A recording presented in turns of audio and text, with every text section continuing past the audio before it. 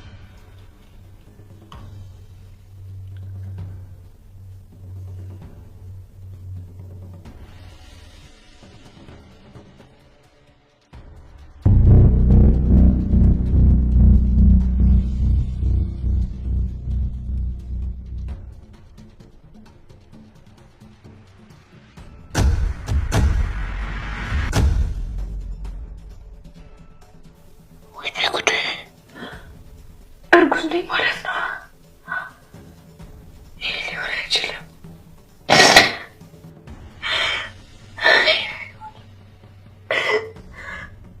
እሱም ይሄ ሊሆን አይችልም።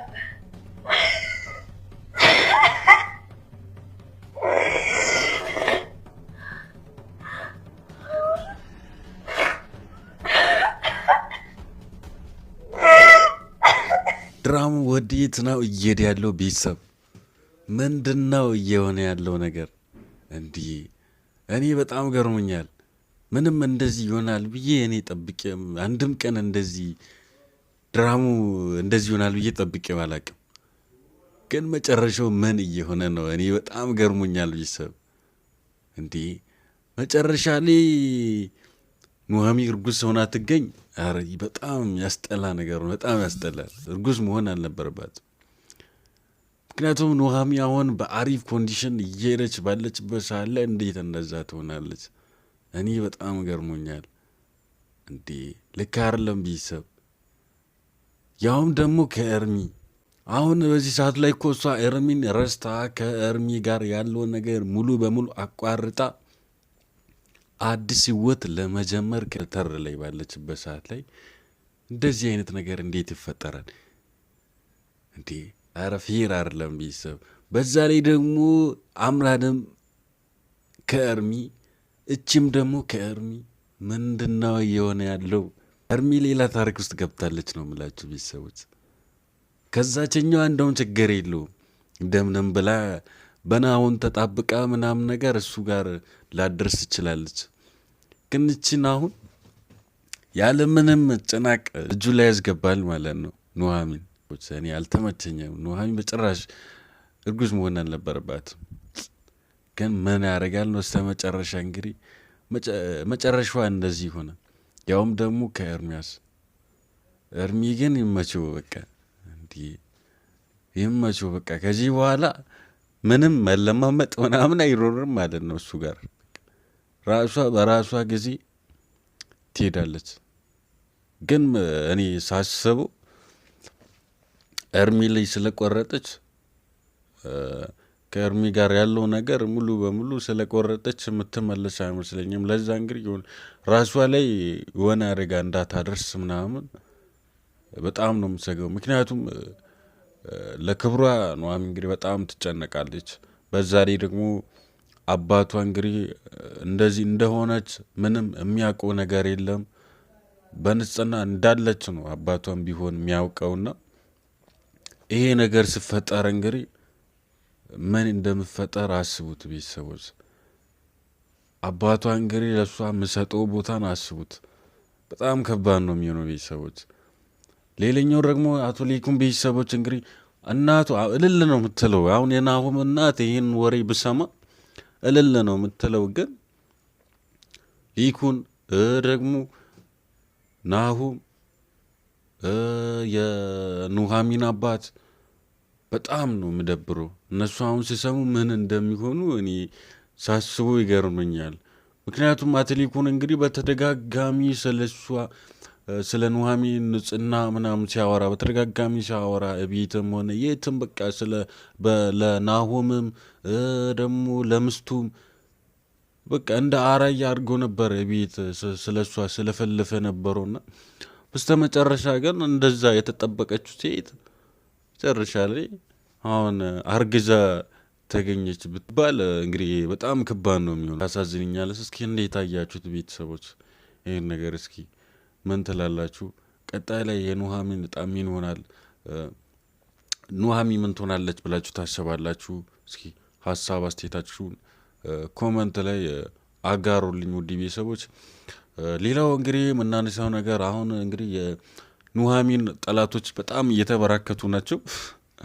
በጣም ለጭቆና የተዘጋጁት አካል እንግዲህ አሁን ተደራጅቷል። ኢድን፣ አምራን፣ ናሆም እናት በቃ ኦልሬዲ ምን ልበላችሁ ያልተነሳባት ሰው የለም። ይህ ሁሉ እንግዲህ እሷና ናሆም እንድፋቱ ፕላስ ደግሞ እዛ ቤት ሄደን ችግራው ምንድን ነው? በቃ አንደኛ ቀናት ነው እዛ ቤት እንዳትኖር ነው። አምራን ደግሞ ከናሆም እንድትፋታ ነው ፍላጎቷ። ያች እናት ደግሞ ከዛ ቤት እንድትወጣ ነው። አሁን ግን የእሷ ነገርም እዚህ ጋር በቃ ያበቃ ይመስለኛል።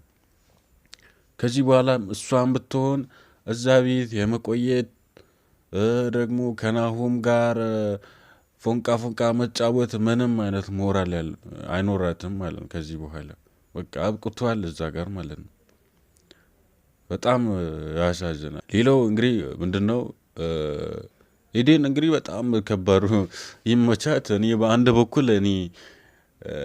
በኩል በኑሃሚን ላይ የምትሰራው ነገር እንግዲህ በዛ በኩል ትደብረኛለች።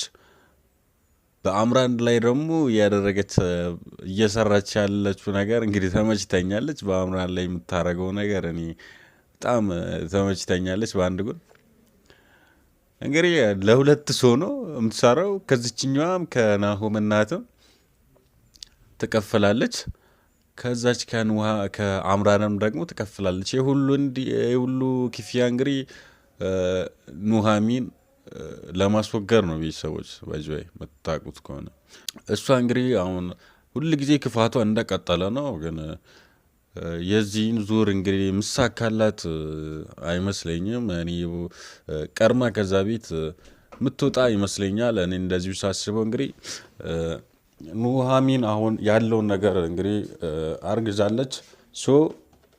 ምንም ከዚህ በኋላ የምትጠብቀው ነገር ያለ አይመስለኝም። ማንንም ሳታማክር በራሷ ጊዜ ከዛ ቤት ተነስታ እንግዲህ ትወጣለች የሚል ሀሳብ አለኝ። እኔ ግን 50-50 የሆነው ነገር እንግዲህ ኤርሚያስ ምናልባት ይሄን ነገር እርሚም እንግዲህ አይቷል፣ ሊያስመልሳት ምናምን ነገር ስሞከር አይቷልና ጠርጥሮ ነበር። እሷ ግን ለመንገር አልፈለገችው እና ከሱ እንዳረገዘ ለእርሚ ልነግረው ምናምን አልፈለገችም። ከኤርሚያስ ማርገዙንም ደግሞ አትፈልገውም። ግን ባትፈልግም አሁን አርግዛለች፣ ምንም ማድረግ አይቻልም። ለእርሚ ተሳክቶለታል የሚል ሀሳብ አለኝ። ግን እኔ አሁን ስጋት ትንሽ ለክብሯ ተጨንቃ ለአባቷም ተጨንቃ ምናምን ነገር እንደዚህ እንዴት ሆናለሁ ምናምን ብላ ራሷን እንዳታጠፋና ከፋ አደጋ ውስጥ እንዳትገባ ነው ትንሽ ስጋቴ። እስኪ ቤተሰቦች ይህን ድራማ እየተከታተላችሁ ይህን ቻናል ሳብስክራይብ ያላደረጋችሁት ትኖራላችሁ። ካላችሁ ደግሞ ይህን ቻናል ሳብስክራይብ እያደረጋችሁ ቤተሰብ ሁኑ። ቤተሰብ ከሆናችሁ ደግሞ ይህን ቪዲዮ ለብዙ ሰው እንዲደርስ ሼር በማድረግ ፍቅራችሁን አሳዩልኝ። ድራማው እንግዲህ በጣም ኑሃሚን ድራማ በጣም አሪፍ ሁኔታ እየሄደን ያለው ነው። ግን በስተመጨረሻ እኔ አሁን ክፍሉ እንግዲህ ይሄኛው ክፍል ትንሽ እኔ እንደጠበቅኩት አልሆነም። ሁላችሁም እንግዲህ እንደዚህ የጠበቃችሁት ትኖራላችሁ ብዬ እኔ አልገምትም። ምክንያቱም ከዚህ በፊት እየሄደ ያለው አካሄድና አሁን ደግሞ የሆነው ሁኔታው እንግዲህ አይገናኙና መጨረሻ ላይ እንግዲህ በጣም የሚያስጠላ ነገር ነው ተከሰተው። ይህን ሁሉ እንግዲህ በቀጣዩ ክፍሎች አብረን የምናይ ይሆናል። ውድ ቤተሰቦች ቀጣዩ ክፍሎች እንግዲህ አሁን እየተዘጋጁ ነው። ለዚህ ቻናል አዲስ ሆናችሁ ቀደም እንዳልኳችሁ ሳብስክራይብ እያደረጋችሁ ቤተሰቡን ምክንያቱም ድራማውስ እንደተለቀቀ ወደ እናንተ ቶሎ እንዲደርስላችሁ ማለት ነው። ውድ ቤተሰቦች በቀጣዩ ክፍል እስክንገናኝ በያላችሁበት በዓለም ዳርቻ ሁሉ ሰላማችሁ ብዝት ይበልኝ። ቻው